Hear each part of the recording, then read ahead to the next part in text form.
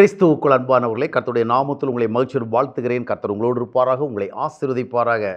குறிப்பிட்ட ஒருத்தர் சில காரியங்களை ரொம்ப சரியாக செய்வார்.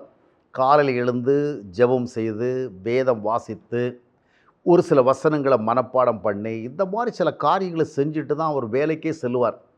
ஞாயிற்றுக்கிழமை சபைக்கு சென்றார்னா உரிய விதமாக ஆராதனையில் பங்கு பெற்று அங்கும் கொடுக்கப்படுகிற போதனைகள் சம்பந்தமான காரியங்களை குறிப்பிடுத்துக் கொள்வார். வேத வசனங்கள் எல்லாத்தையும் எழுதி வைத்துக் கொள்வார். ஆனால் இவரை குறித்து இவருடைய மனைவி சொல்லுகிற ஒரு காரியம் என்னவென்று சொன்னால், மனுஷன் இவ்வளவு பைபிள் படிக்கிறாரு, இவ்வளவு ஜெபம் பண்ணுறாரு, சர்ச்சுக்கு போகிறாரு, குறிப்பெடுக்கிறாரு, அவ்வளவு செஞ்சும் இந்த மனுஷன் மனசு மட்டும் மாறாமலே இருக்கிறாரு. கொஞ்சம் காலத்துக்கு முன்னாடி எப்படி இவர் இருந்தாரோ அப்படியே தான் இன்னும் இருக்கிறார்.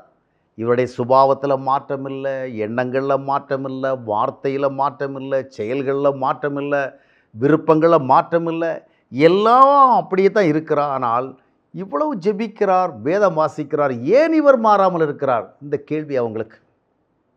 இதில் புரிந்து கொள்ள வேண்டிய ஒரு காரியம் என்னவென்றால், பைபிள் நாம் எவ்வளவு படித்தாலும் படிக்கிறதுனால நம்ம வாழ்க்கை மாறிட மாட்டோம்.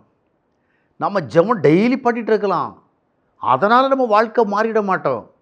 சர்ச்சுக்கெல்லாம் ரெகுலராக போகலாம், ஆராதனைகளில் பங்கு பெறலாம், போதனைகளை கேட்கலாம், அதை விரும்பலாம், ஆனால் அதனால் மாறிட மாட்டோம். மாற்றங்களை ஏற்படுத்துவது என்பது மறுபிறப்பு என்கிற ஒரு அனுபவம். ஆண்டவராக இயேசு கிறிஸ்துவை நம்முடைய வாழ்க்கையில் சொந்த இரட்சகராக நமக்குள் நாம் விரும்பி ஏற்றுக்கொள்ளுகிற ஒரு நிகழ்வு. அதைத்தான் யோவான் 1:12 சொல்லுகிறது. இந்த மறுபிறப்பின் அனுபவம் நிகழவில்லை என்றால் நீங்கள் எவ்வளவு பைபிள் படித்தாலும் தேவனை அறிய முடியாது. தேவனை அறிய முடியலைன்னா வாழ்க்கையில் மாற்றம் நிகழாது, சுபாவ மாற்றம் நடக்காது, சிந்தனை மாற்றம் நடக்காது, ஆசைகளில் மாற்றம் வராது, பார்வைகளில் மாற்றம் வராது, செயல்களில் மாற்றம் வராது, சிந்தனைகளில் மாற்றம் வராது, வார்த்தைகளில் மாற்றம் வராது. நிக்கோதேமு ஒரு ரொம்ப வெரி ரிலிஜியஸ் பர்சனாலிட்டி. ஆனால் அப்படிப்பட்ட ஒரு மனிதர்கள் இயேசு கிறிஸ்து என்ன சொன்னான்? ஒருவன் மறுபடியும் பிறவாவிட்டால் அவன் தேவனுடைய ராஜ்யத்தை காண மாட்டான். தேவனுடைய ராஜ்யத்தை காணவில்லைன்னா அது தேவனுடைய ஆளுகை பெறமாட்டான், தேவனுடைய தொடர்பை பெறமாட்டான் என்று அர்த்தப்படுத்தலாம். அப்போது நீங்கள் பைபிள் படிக்கிறதுனால வாழ்வு மாறிவிடாது. நீங்கள் பைபிள் படிக்கிறதுனால கொஞ்சம் புதிய காரியங்களை கற்றுக்கொள்ளலாம். ஆனால் வாழ்க்கை மாற்றம் என்பது தேவ ஆவி நமக்குள்ளே வந்து கிரியை செய்கிறது விளைவாகத்தான். ஒருவர் உண்மையாக மனம் திரும்புவதற்கு தன்னை ஒப்பு கொடுத்து உண்மையாக தேவனை தேடுவார் என்றால் அவருக்குள்ளே ஒரு born-again எக்ஸ்பீரியன்ஸ், ஒரு மறுபிறப்பு அனுபவம் ஏற்படும். அதனால தான் மத்தேயு 18:3 சொல்லுகிறது, நீங்கள் மனம் திரும்பி பிள்ளைகளைப் போல மாறினாமல் பிள்ளைகளைப் போல ஒரு மறுபிறப்பு.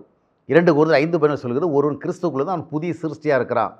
ஆகையால் தான் அநேகர் நிறைய பைபிள் படித்தால், நிறைய சர்ச்சுக்கு போனாலும், நிறைய குறிப்பெடுத்தாலும், ஏன் ஊழியங்களுக்குள்ளே பங்கு பெற்றாலும் கூட அவருடைய தனிப்பட்ட வாழ்க்கையில் மாற்றமில்லை என்றால் அவரிடத்தில் மறுபிறப்பின் அனுபவம் இல்லை.